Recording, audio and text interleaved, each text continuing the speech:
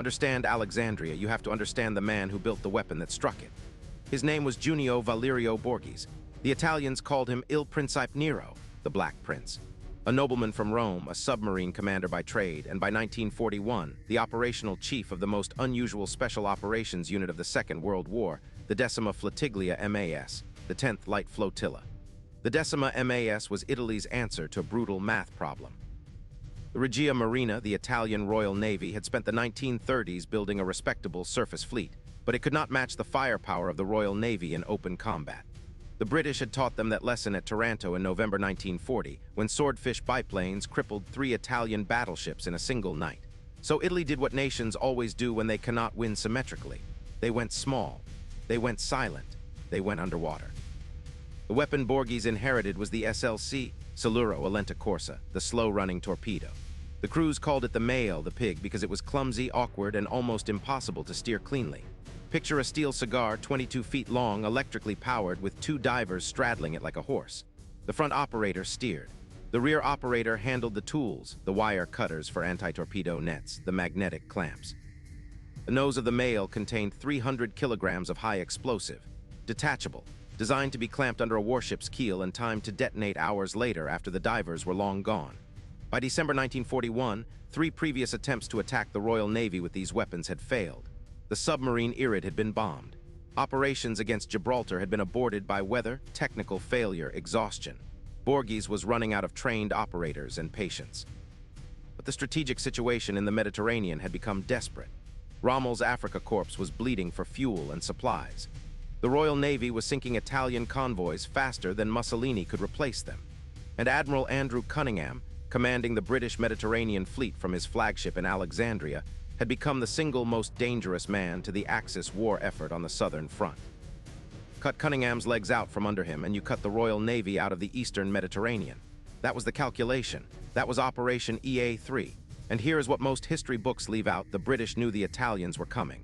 The submarine Sire departed La Spezia on December 3, 1941. Borghese took her south. By December 12th, she rendezvoused with the operators at Leros in the Dodecanese. 6 men, 3 teams of 2. Each team assigned a specific target inside Alexandria Harbor, ranked by strategic value. Team 1, Lieutenant Luigi Duran de la Penne and Petty Officer Diver Emilio Bianchi. Target HMS Valiant. A Queen Elizabeth-class battleship, 32,000 tons, 8 15-inch guns. Team 2, Captain Antonio Marseglia and Petty Officer Diver Spartaco Shergat. Target HMS Queen Elizabeth herself, the flagship of the Mediterranean Fleet, Admiral Cunningham's command vessel. Team 3, Captain Vincenzo Martellata and Petty Officer Diver Mario Marino. Their assigned target was the aircraft carrier HMS Eagle, but Eagle was not in port, so they switched to the secondary target, a large tanker, the Norwegian-flagged Sagana, anchored beside the British destroyer HMS Jervis. On the night of December 18th, the Sire crept to within 1.3 nautical miles of the Alexandria breakwater. The water was 47 degrees Fahrenheit. Cold enough to kill an unprotected swimmer within an hour. At 8:47 p.m., Borghese surfaced just long enough to launch the 3 Maiali, then disappeared back into the dark. The 6 men were on their own, now about the British. Cunningham had received explicit warnings from intelligence that the Italians were planning a frogmen attack on Alexandria. He had ordered the harbor defenses doubled, patrol boats sweeping the entrance. Depth charges dropped at random intervals to stun any underwater intruders. Anti-torpedo nets across the harbor mouth. By every reasonable measure, the harbor was sealed. And then came the moment that decided the war in the Mediterranean. At approximately midnight, the 3 British destroyers HMS Sikh, HMS Maori, and HMS Zulu approached Alexandria from a sweep at sea. To let them in, the harbor boom defense had to open the steel net at the entrance. For roughly 20 minutes, the mouth of the harbor was a doorway. The Italian frogmen, exhausted, freezing, fighting the chop on the surface, did not break through the nets. They didn't have to. They simply rode in behind the British destroyers, 3 pigs, 6 men, inside the most defended harbor in the world. If this is landing, save this video. You are going to want to come back to this one. From here, the operation splintered into 3 separate stories of agony. Duran de la Penne and Bianchi reached HMS Valiant first. As they were positioning the mail underneath the battleship's hull, the machine malfunctioned and sank to the harbor floor, 50 feet down. Bianchi blacked out from a damaged breathing apparatus and was forced to surface, where he clung to the Valiant's mooring buoy in the dark. Durand de la Penne, alone in pitch-black water, dragged the 300-kilogram warhead by hand across the muddy bottom of the harbor and clamped it directly beneath Valiant's No. 2 turret. He set the timer for 5:58 a.m. Marseglia and Shergat had a cleaner run. They reached HMS Queen Elizabeth, found the keel, clamped the charge 5 feet below the flagship's hull, and timed it for the same moment. Martellata and Marino, unable to find the carrier Eagle, attached their charge to the tanker Sagina's rudder, with the destroyer Jervis tied alongside. And here is the detail the history books leave out: there was no escape plan. None. The Decima MAS sent these men to do this job knowing they would never get out of the harbor alive. By dawn, all 6 were captured. And what happened next is the moment that shocked even the British admirals. Durand de la Penne and Bianchi were pulled out of the water by Royal Marines and brought aboard HMS Valiant, the very ship they had just mined. The captain of Valiant, Charles Morgan, interrogated them. They refused to speak. Morgan ordered them locked in a compartment deep inside the ship, directly above the spot where the warhead was now ticking. 10 minutes before detonation, Durand de la Penne demanded to see Captain Morgan. He told him the ship was about to explode. He did not tell him where the charge was. Morgan ordered the ship's company to abandon stations and sent Durand de la Penne back to the same compartment. At 6:05 a.m. on December 19th, the warhead beneath HMS Valiant detonated. A column of water rose 60 feet into the Egyptian dawn. The battleship lurched, rolled, and settled onto the harbor floor, her keel torn open over a 40-foot section, 8,000 tons of seawater flooding her lower decks. Durand de la Penne survived the blast in the compartment. So did Bianchi, miraculously. 3 minutes later, the charge under HMS Queen Elizabeth fired. Marseglia and Shergat had clamped the warhead so close to Cunningham's flagship's keel that the explosion blew through her bottom in 3 separate places. The Queen Elizabeth lifted bodily out of the water, rolled, and sank in shallow harbor mud. Cunningham was on board. He survived. Moments later, the 3rd charge sheared the rudder off the Sagina and ripped the stern of HMS Jervis open. By 6:15 a.m., the Royal Navy's Mediterranean fleet had been catastrophically reduced. 2 battleships out of action, 1 tanker destroyed, 1 destroyer crippled, Italian casualties, 0 killed, 6 captured. And here is what makes Alexandria one of the most surgical military operations of the entire Second World War. Because the harbor was shallow, both battleships settled upright on the mud. From above, from a reconnaissance aircraft, from spies in the city, from the Egyptian dockyard workers, they looked intact. They looked combat-ready.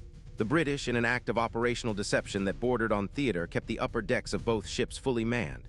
Sailors walked the decks in pristine uniforms. Officers held mourning colors. Anti-aircraft gunners stood to their stations. The flag of Admiral Cunningham still flew from the mast of HMS Queen Elizabeth. From outside the harbor, the Mediterranean fleet looked exactly the same as it had the night before. Inside, both battleships were dead. The strategic consequence of Alexandria did not detonate on December 19th. It detonated slowly over the following 6 months, as the absence of those 2 battleships rewrote the map of the Mediterranean. HMS Valiant would not return to combat operations until July 1942. HMS Queen Elizabeth would not be fully repaired until June 1943, 18 months out of the war. Combined with the loss of HMS Bahram, torpedoed by U-331 3 weeks earlier, and HMS Ark Royal, sunk in November, the Royal Navy in the eastern Mediterranean was effectively gone. Cunningham had no operational battleships east of Malta. None. And the Axis seized the opening. In January 1942, Rommel launched his counteroffensive in Libya. Supplies began flowing to North Africa in volumes the Italians had not managed in 2 years of war. Convoys that the Royal Navy could no longer intercept reached Tripoli untouched. By June 1942, Rommel was at Tobruk. By July, El Alamein. The road to the Suez Canal was open, and the only thing holding it shut was an exhausted British Eighth Army with no naval fire support. Now, Winston Churchill, writing in his war memoirs years later, admitted what it cost. He called it a disaster and acknowledged that 6 Italian frogmen had inflicted more strategic damage on the Royal Navy in one night than the Luftwaffe had managed in 2 years. Admiral Cunningham, in his own memoir, gave the Italians a tribute that very few enemies receive from very few admirals.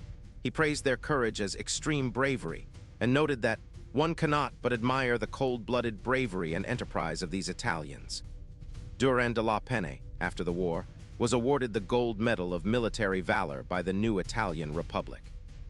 The medal was pinned on his chest by an Italian Navy officer attending the ceremony, a man named Charles Morgan, the former captain of HMS Valiant, the ship Durand de la Penne had nearly destroyed.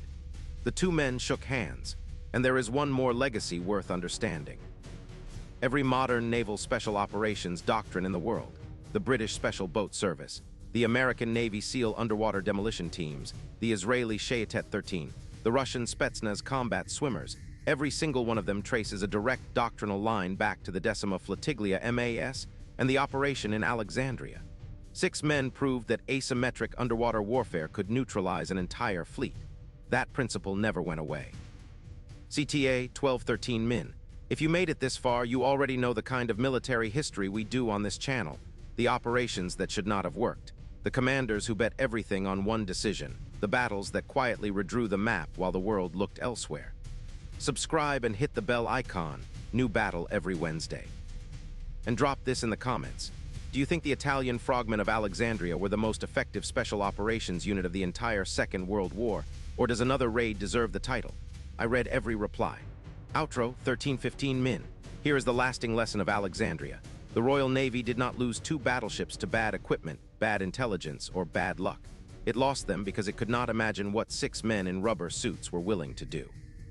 That failure of imagination, the inability to take an unconventional threat seriously, is the failure that has cost more navies more ships than any other single mistake in military history. Voorhees understood it.